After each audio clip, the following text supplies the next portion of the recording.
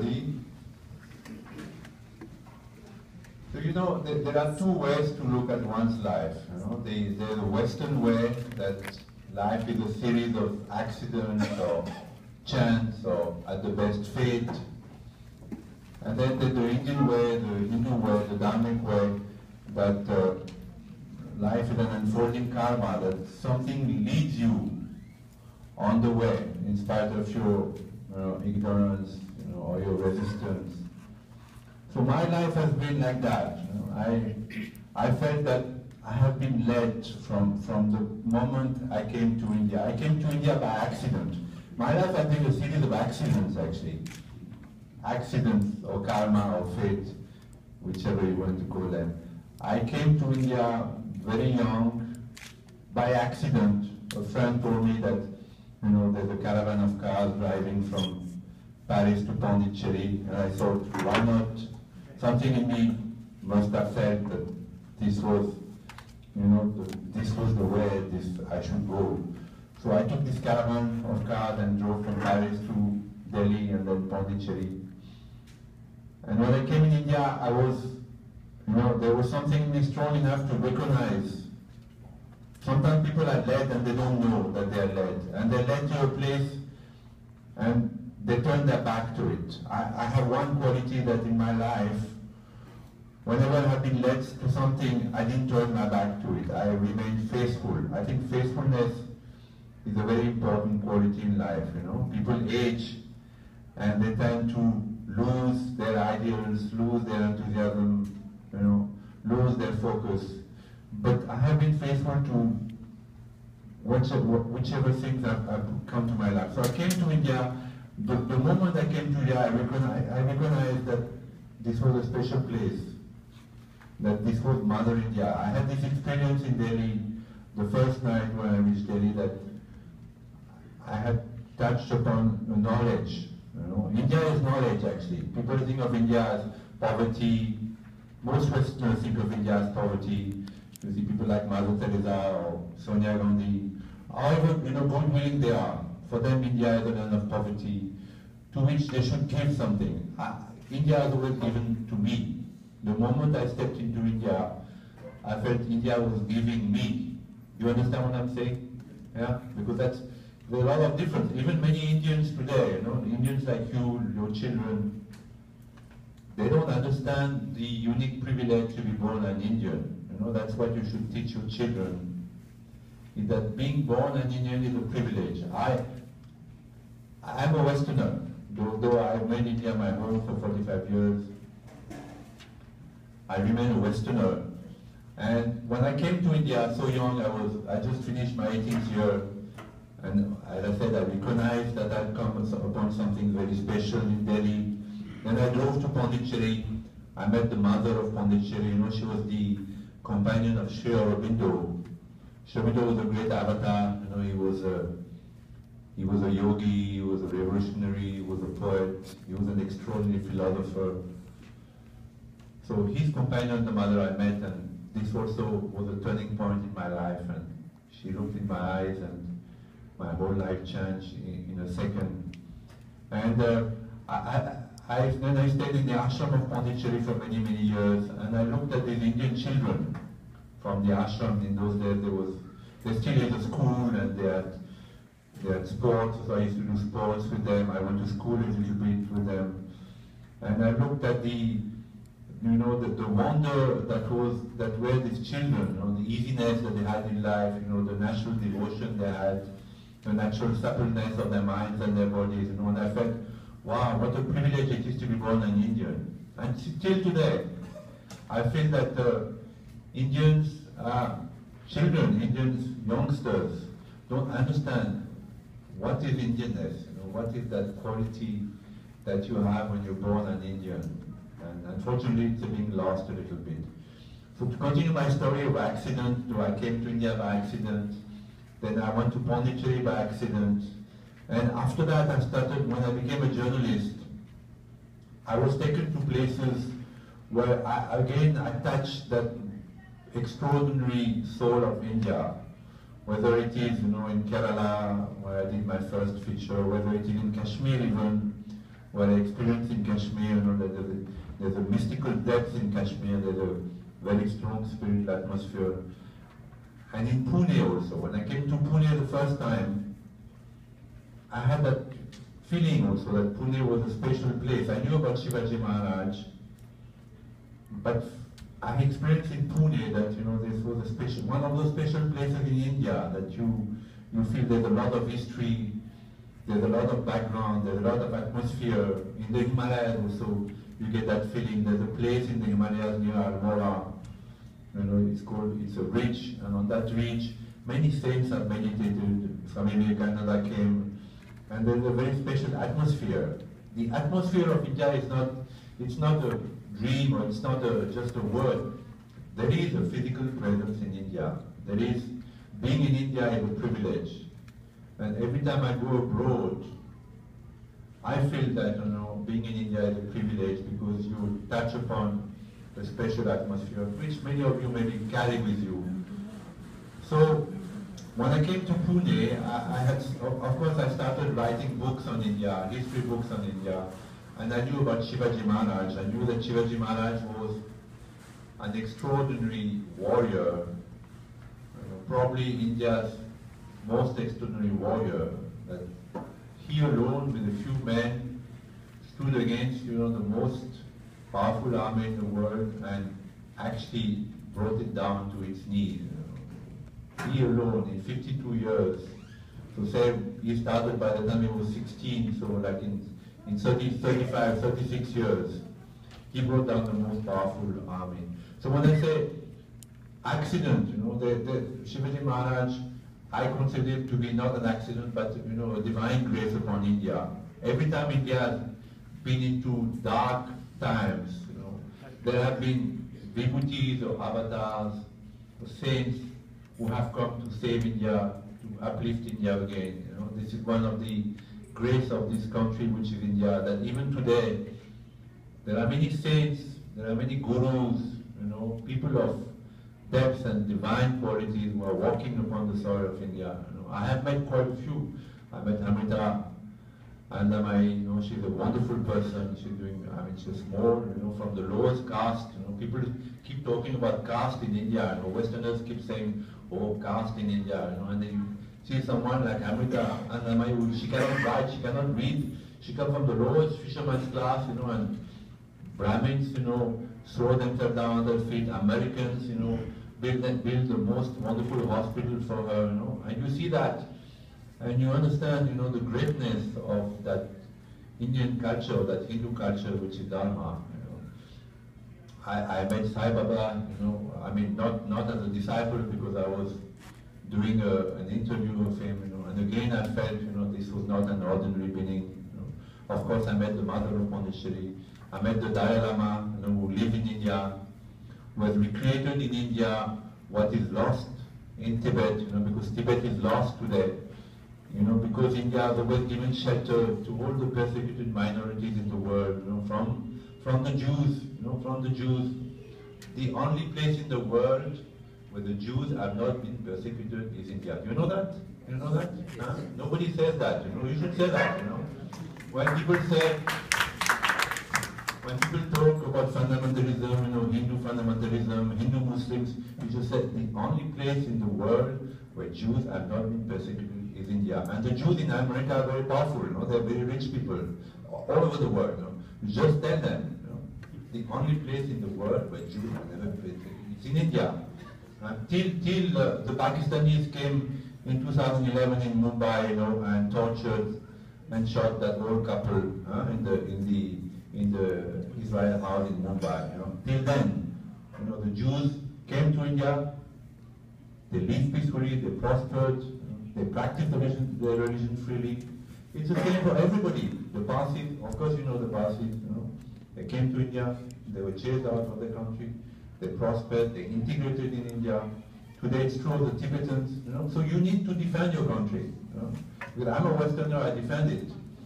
But you need to know the facts and defend your country. You know. India never invaded any other country in the world. You know. When they talk about Kashmir, they tell you, "Oh, look at what the Indian army is doing in Kashmir." You just said, India has never invaded any country in the world. India's culture went peacefully towards the east.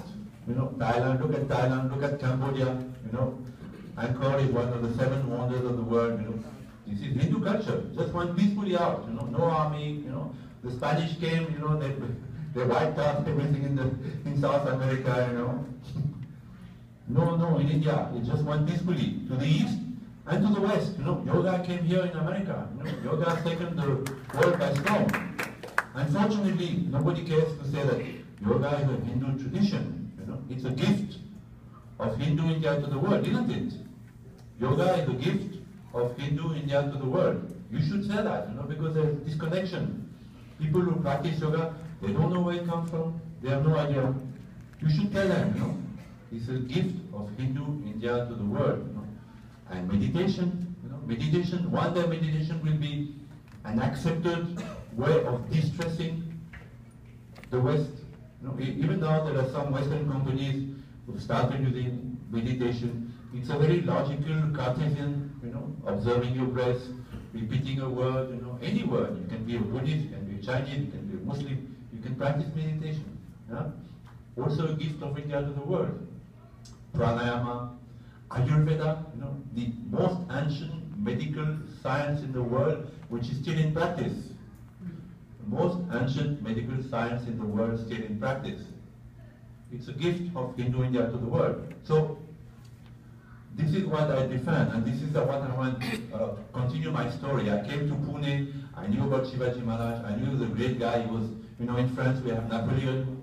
Napoleon is a hero of the French, you know, there have been hundreds of books written on Napoleon. His tomb in Paris is in the most beautiful, you know, place, you know, it's the center of Paris, you know.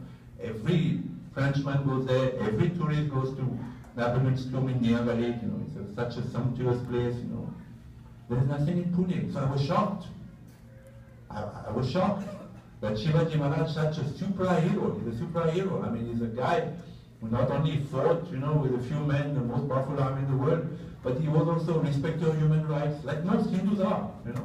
He never harmed the wives of his enemies, you know, never. He donated, he was a Hindu, he donated to Sufi shrines, he respected Sufi saints, he was a good administrator, he was uncorrupt.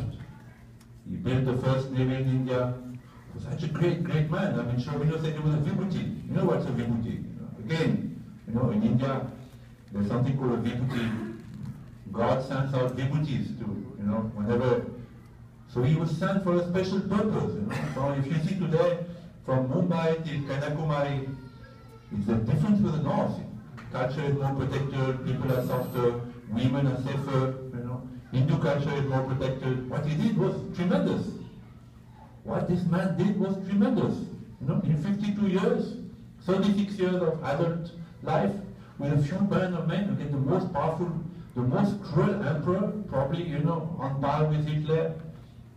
What Aurangzeb did to not only the Hindus, because he raised, you know, he must have raised at least, you know, 25,000 temples, you know, among them, you know, the most beautiful, you know, the Somnath temple, the Kashi temple, Kashi Vishwanath temple.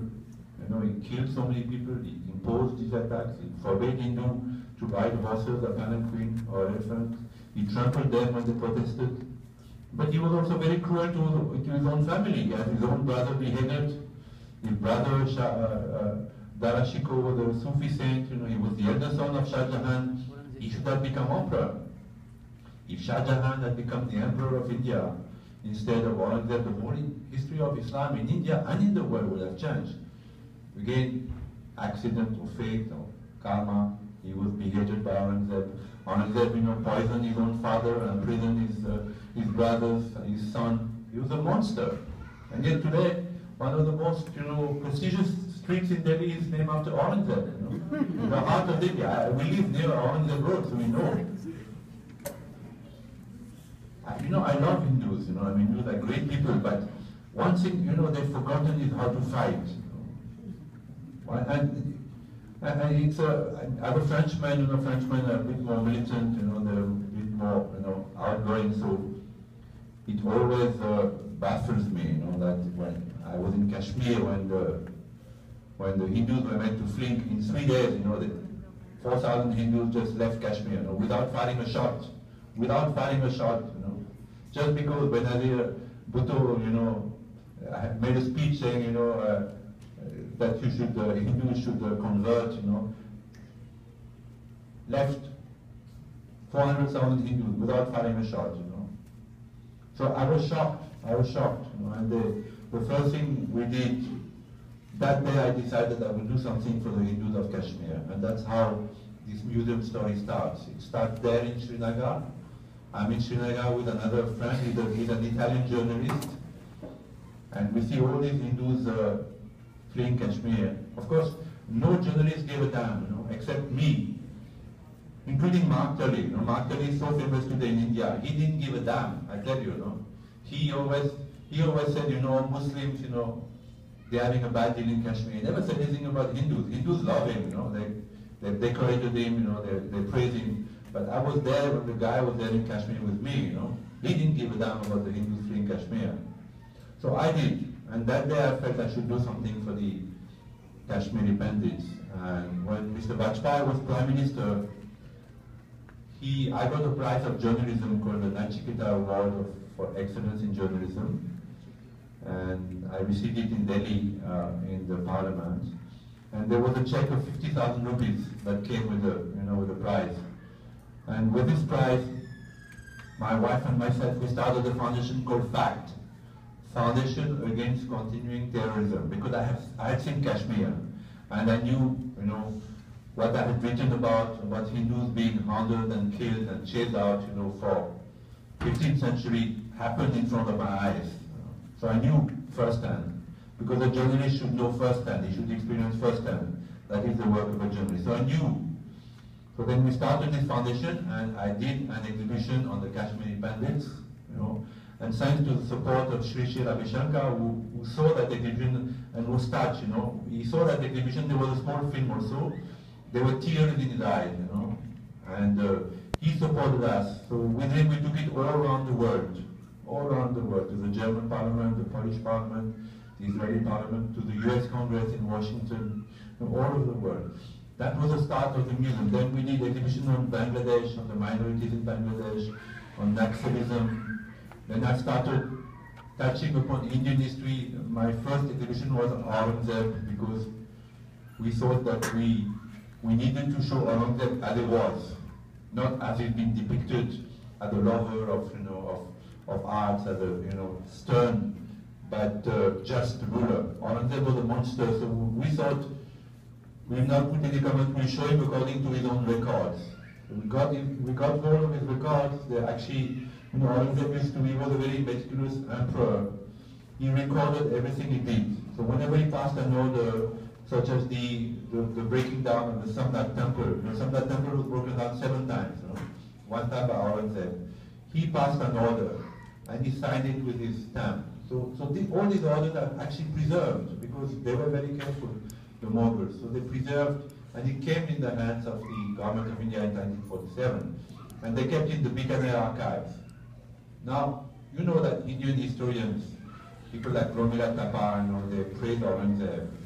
Even in my country, in France, the French Indian specialists also praise Aurangzeb.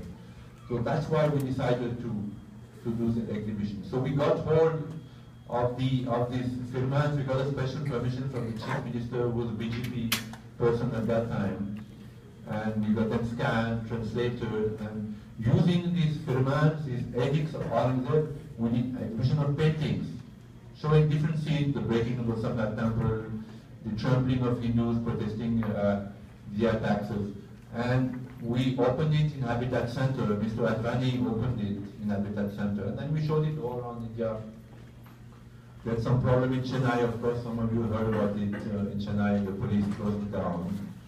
But nevertheless, now it is in the museum, so that was the 3rd exhibition. Then we started building more and more exhibitions, you know, and at some point, we had so many exhibitions, we didn't know what to do with them. It's difficult to do, you know, in India, exhibitions are more of a Neruvian affair, you know. Some later, you know, people come, they have a glass of wine, you know, and lots of people, and then it just fades out. So showing exhibition in India is not so easy. You can get places like India International Center, you know, You can get Habitat Center, of course, you know. So it's a little prestigious, but nothing much is left after, you know. I felt that writing books, you know, same thing with books, you know. You have an opening, journalists come, they talk about it, and then just, you know, after a year or 2 years, you know, the book fades out. So how to have these exhibitions make an impact upon people? Because people in India, especially the youngsters, are ignorant about their own history. Not only they're ignorant about the travails, you know, the genocide of the Hindus, is probably the biggest genocide, much bigger than that of the Jews, which is a horrible genocide in itself. The Holocaust of Jews is something that is remembered today, and rightly so. But the genocide, the Holocaust of Hindus from the Hindu Kush, Hindu Kush, you know what Hindu Kush means, no? Kush, Hindu. You know, from the Hindu Kush till Mumbai, you know, where these people just came and shot everybody in the Taj Mahal and the Trident Hotel, is unknown. It's not something that is known in the world. Even in America, you say genocide of Hindus, they have no idea what you're talking about. You know?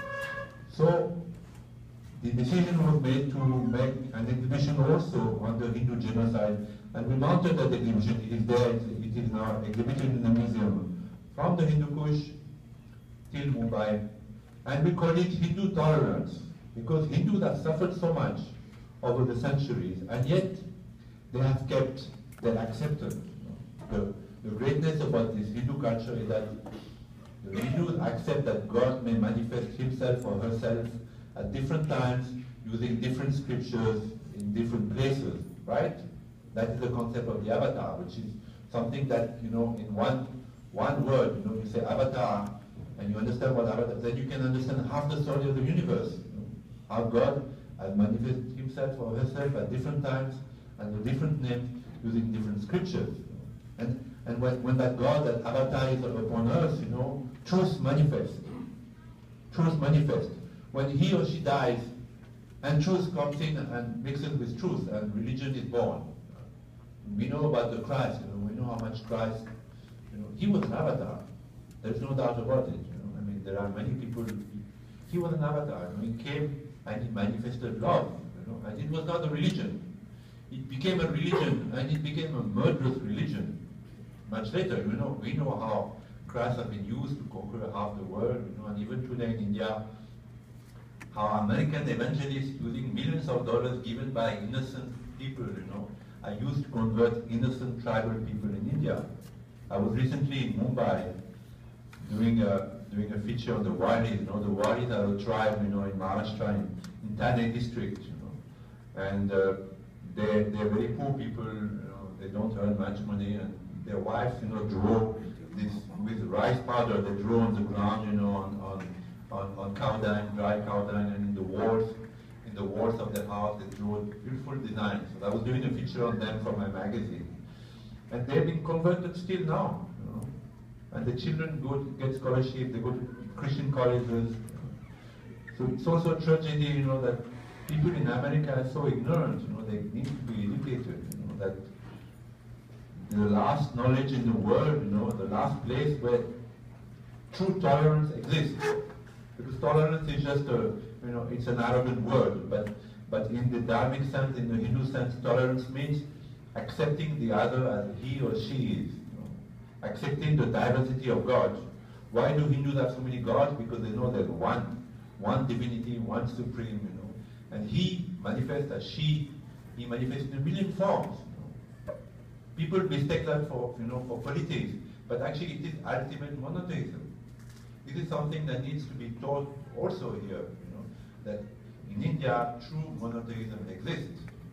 Monotheism is not Islam or Christianity who says there is only one God, my God, and all the rest is wrong. Okay, the Christians now are becoming more moderate, but still they believe, you know, that there is only one. The Pope Francis, the Pope that is there at the moment, believes true, you know, that his God, Christ, is the only true God, and that it is necessary to convert. Of course, not violently like Islam, but still to convert. In India, there is a belief, you know, that God has many faces. You know, this is true tolerance. This is true knowledge. Now, this knowledge I felt it first when I came to India. You know, I felt it in Pune, I felt it in Pondicherry, I felt it when I met all these saints. You know, I felt it with ordinary people of India in the villages. Because the greatness of India is not in Delhi. No, it's not in Delhi. You know, in Delhi, it's like a big bubble, you know, with all these arrogant intellectuals, all these Nehruvian leftovers, this scum of humanity, you know, who think that who just copying the West, however brilliantly, you know, just come, you know, just trash, you know, brilliant trash, you know, brilliant, you know, they wear ties, you know, but just brilliant trash, you know, how unfortunate for India. And they're there in America, in all the universities, you know, just this brilliant trash, brilliant Hindus, you know, who wear a tie and talk good American, you know, and talk about secularism and, you know, talk about caste and use India, you know, to raise themselves. This is a tragedy. You know? So I'm fighting that also. This museum is also about that. Because life is a fight, you have to face it. You know, one has to fight in life. You know, and again I come back to the Hindu passive. You know, the Buddhism. You know, and the impact on Buddhism on Hinduism can never be underestimated. You know, between maybe the 3rd century before Christ, you know, till the first Muslim invasions, the impact on Buddhism on India is tremendous. Now Buddhism, of course, is gone from India, and of course, you know, all intellectuals said it was wiped out by Hindus, but actually it's the opposite. The impact of Buddhism, the soft, passive, cowardly non-violence, you know, true ahimsa. I'm not saying true ahimsa doesn't exist. It is an absolute principle. But what Buddhism brought to India is passiveness. Not what the Bhagavad Gita says, you know, that when your country, your women are raped, you know, your borders are being, you know, just wiped out, you know, people are taken as slaves, you know, you need to fight. You know, this is what the Bhagavad Gita said, you know. But Buddhism came, you know, and Hindus started, you know, going into caves and thinking that withdrawing from the world was the right thing. And then, of course, you had Shankaracharya, you know, this man Shankaracharya. I mean, Shivaji died at 52, Shankaracharya died at 32. He walked the 4 corners of India. Can you imagine? I complain because I have to travel so much in India by plane and car. That guy walked the 4 corners of India, and wherever he went, you know, Dharmic culture survived. Do you know that? Do you know that? This is, you know, this is God upon earth, you know.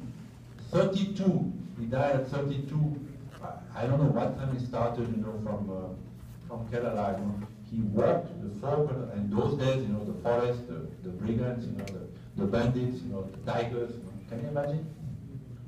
So when God comes upon us, you know, it may look small, you know. Maybe at that time nobody took notice of Shankaracharya. You know? But like when Shivaji was born, you know, maybe nobody took notice. But when God walks upon us, you know, he's a giant. You know. So this also I'm defending in that museum. You know? I would like that museum to show that knowledge in a logical Western manner. You know? Because whatever faults the West has, you know, they have this capacity, you know, to incarnate things, you know, to be down to earth, you know, like you see in America, you know, their museums are so wonderful, you know, in Washington and even New York, you know, the American museums are, you know, just solid, you know, it's solid, you know, with a lot of money, but also a lot of care, a lot of beauty, you know, a lot of details, you know, it's Saraswati's work, you know, it's a divine work also. So in that museum, if God gives me the energy and the health, time, you know, I would like to show not only the genocide of Hindus, because so far it's been swept under the carpet. You know, Nehru in 1947 decided, for good and bad reason, that, you know, we'll just put this aside. We're not going to talk about all the past. You know, let us face the future. You know, but it was a tragic mistake. You know, Nehru is probably the most tragic mistake of India. You know, the Nehruvian legacy. The Nehruvian legacy, you know, is a tragedy. It will take many generations to get rid of it. What Nehru has done, it will take many generations, you know, to get rid of, because he left an imprint left an imprint that will take a long time. Though now, of course, Mr. Narendra Modi has come and we will have a lot of hope, but he's facing, a very difficult task, and it's like a gigantic task. So Pune, I came to Pune and I saw that Shivaji Maharaj there was no museum on him. Amazing, that in the town he was born, in the state, that he made proud of, because today Maharashtrians are what they are because of Shivaji, nobody else. They're very proud, and today I see that Maharashtrians tend to think that, they only are Maharashtrians and the rest has no importance. But they are what they are because of Shivaji, nobody else. If Shivaji was not there, they are not no better than any other. The pride that Maharashtrians have today, and they do, because in Pune I find that, the museum was better protected because there's a certain pride in Maharashtra, because of Shivaji. So the guy was so great, and in his own city, because the position of India have divided, caste against caste, religion against religion, Dalit followers of Shivaji Maharaj against Brahmin followers of Shivaji Maharaj. Shivaji Maharaj was above caste. There are controversy about his caste, about his father, what he do. Who cares? The guy was a viputi. He was above caste. He was above gurus. I mean, a viputi, is something very elevated in the Hindu tradition. And yet, in Maharashtra, I'm not a historian. I'm just a journalist, and that also by accident. In Maharashtra, the greatest exponent of Shivaji Maharaj, his name is Baba Saheb Purandre. He's a Brahmin, and this guy, he's been threatened so much that his hands are tied, because the Dalit followers of Shivaji Maharaj don't want to have anything to do with Hindu religion. They just want to prop Ambedkar and to say, we have nothing to do with Vedas, we have nothing to do with Mother India, we have nothing to do with Aryans. So, Shivaji Maharaj, he also got his hands tied because he is nowhere except in statues and streets. There is no point in having statues and streets unless you honor the qualities of someone and try to replicate them in you, isn't it so? Like Mahatma Gandhi, there are millions of streets of Mahatma Gandhi in India, millions of statues of him, but do people try to replicate in them his qualities? No, not at all. And the same is true of Shivaji Maharaj. They want to build the biggest statue in the world in Mumbai, it costs I don't know how many crores of rupees. Will that make a difference into India? Will it help, Indians politicians to be less corrupt? It won't, it won't. So I was shocked when I saw that there was nothing about Shivaji Maharaj. And again, that day I had an experience, it's a very abstract experience, it's very subjective, but I felt something in me that I should do. It's arrogant on my part to say that, but that day I felt I should do something about it. And I happened to have many exhibitions with me, and one day I spoke to Sri Ravi Shankar and he gave 5 acres of land near the airport.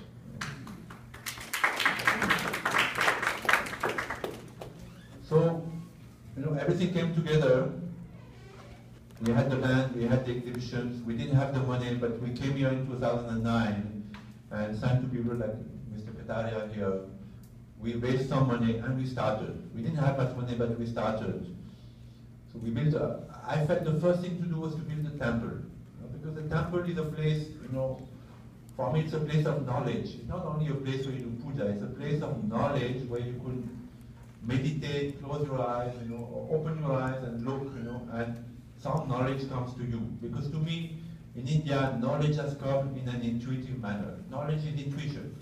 Knowledge is not reading books. Of course, reading books is important, but knowledge is, at some point, you have an intuition, and you go by it. I had a few intuitions in my life. When I came to India, I had an intuition I should stay there. When I met my wife, I had an intuition that she was the right person. When I came to Pune, I had the intuition that I should start a museum. So I had a few intuitions like this in my life. So knowledge, temple is knowledge. So Sri Aurbindo wanted in 1904 to do a temple of knowledge in Maharashtra, where Mother India would be worshipped, and when there would be knowledge. So we replicated that temple. We had a statue made, you see in the PowerPoint, we had in Pondicherry a statue made of Shivaji Maharaj receiving a sword from Mother India, from Mata Bhavani. And it's a beautiful statue, it's solid glass. You know, it's 350 kilos and it costs quite a lot of money, but we are very happy about it. So we installed that statue in the Sri Yantra temple. You know, it's a very old, and it's a unique temple. You see, apart from Haridwar, it is the only temple in India where Mother India is worshipped.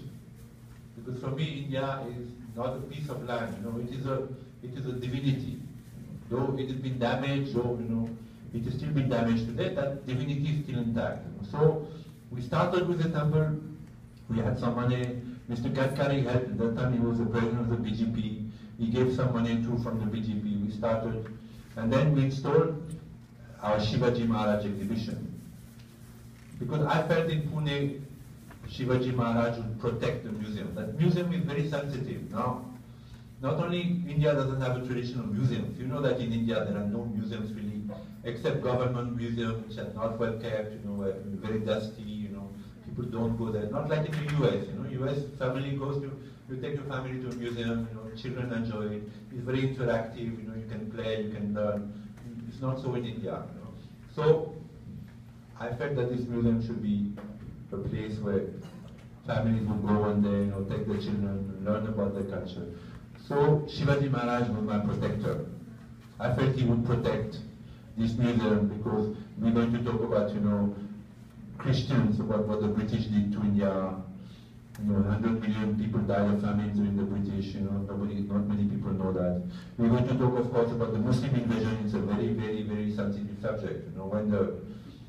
When we inaugurated the second phase of the museum 5 months ago, the Dalai Lama came because I have interviewed the Dalai Lama many times, and I'm very fond of him and my wife also. He married us for the fourth or fifth time in Dharamsala. So we had invited him and he accepted the invitation. So when the Dalai Lama, is a VIP in India. He has a status of a president of India, and he's very high protection. So I've told that story to a few people here. When he came, a lot of security came before him. 10 days before he came, security started coming. CBI, and Intelligence Bureau, and police, DGP, DCP, they all came, one by one. And we had this Hindu Holocaust exhibition then. It was exhibited there. And some of the Intelligence Bureau people who came there were Muslims. So they objected to their superiors about this exhibition. And my wife, the DGP, the biggest police officer in Pune, the highest ranking police officer in Pune came, and he told her that unless you remove it, we'll put a show cause notice on you for disturbing the communal harmony. So this museum, that is to say that the museum is sensitive. That's why people don't donate. I've been to so many big industrialists in India. They don't donate because they know that it's Indian history is a very touchy subject in India because of Nehru's legacy, and it's a risky donation.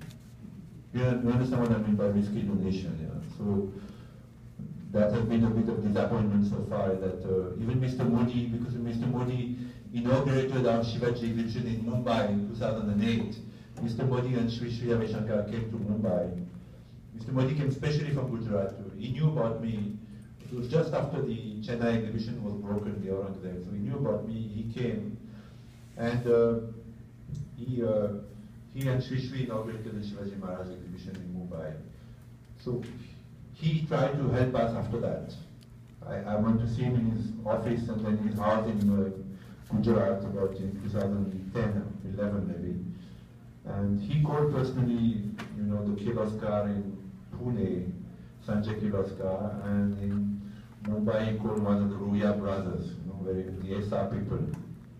But even though Narendra Modi recommended me, and they received me and they were very nice, and my wife also came, they never gave any money. At the end they said, no, we give only to education and health.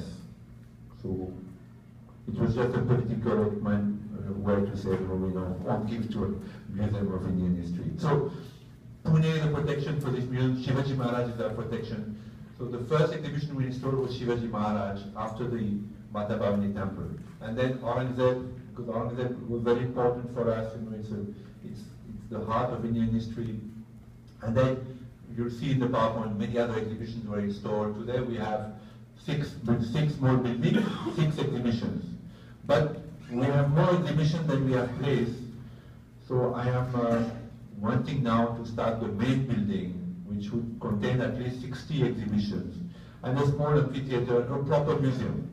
Not on the scale of what you see in America, like the Met of all this, because we don't have the money and I don't have that ambition.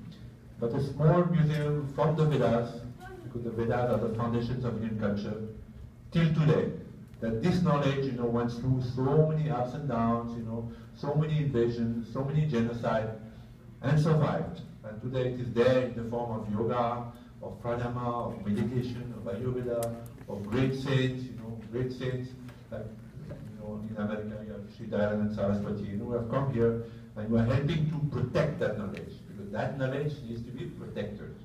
That knowledge needs to be protected today, because it's under attack. Now Mr. Modi has come, but of course when Mrs. Gandhi was there in power, that knowledge was very vulnerable, because before it was attacked only from one side, Muslim invasions, then British invasion. Now it's attacked from all sides, Westernization, Marxism, Indian intellectuals, who are always, downgrading that knowledge, spitting on it, So it's attacked from many, many sides.